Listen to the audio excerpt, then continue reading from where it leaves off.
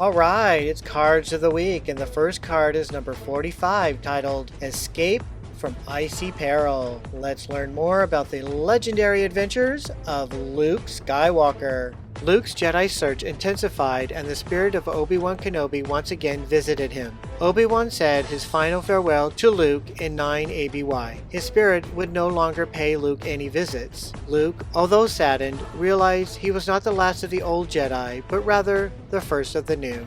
The next crisis Luke was to face was the return of Grand Admiral Thrawn. During his return from obscurity, Thrawn attempted to capture Luke on several occasions to turn him over to the Dark Jedi Jorah's C'baoth, but the Jedi was able to evade his forces, though his escapes were often narrow. Accompanying Han and Leia on a trip to Emissary, Luke was ambushed by a group of Noghri commandos who were out to capture both him and Leia for C'baoth. Slaying his attackers with a throw of his lightsaber, Luke quickly raced down to aid Leia, and with the help of Chewbacca got the Solos on board the Millennium Falcon and safely away to Coruscant. That's it for now. More information on the next Luke Skywalker card. And now it's the backside of the card and its story digest. Dak, Luke's friend and co-pilot, is dead. Now, Luke uses all of his skill and ingenuity to cut a hole in the bottom of the deadly Snowwalker, plant a special grenade inside, and roll to safety as the metal monster explodes into luminous particles.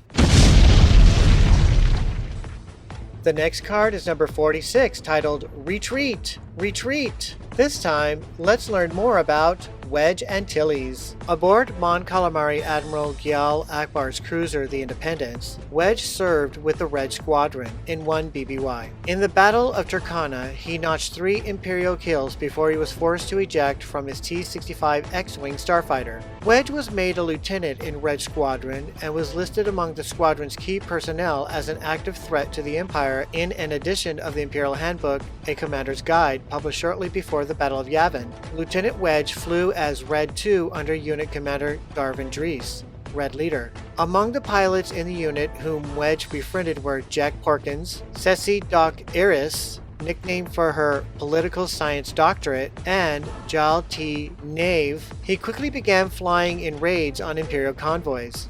Although considered a show-off, Wedge was a standout pilot and emergent leader in the squadron, and so was quickly put in a position of responsibility. He trained some junior pilots, such as Bren Quercy, was responsible for assigning starfighters to the unit's pilots, and was given command of some missions on which Drace was not present. In 0 BBY, Red Squadron, stationed at the secret rebel base in the Great Temple on Yavin 4, a moon of the planet Yavin Prime, was joined by a squad of defectors from the Imperial ship Rand Ecliptic, led by Biggs Darklighter and Derek Hobby Clivian. Wedge's first mission with Darklighter was a convoy raid in which Darklighter acquitted himself extremely well. Wedge greatly admired the defector's skill in the cockpit and quickly became good friends with him. Wedge, Darklighter, and Porkins all came to room together on Yavin 4 and shared a strong camaraderie.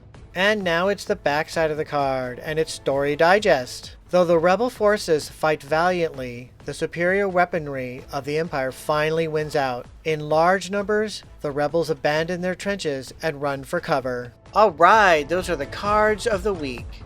Look out for the next cards.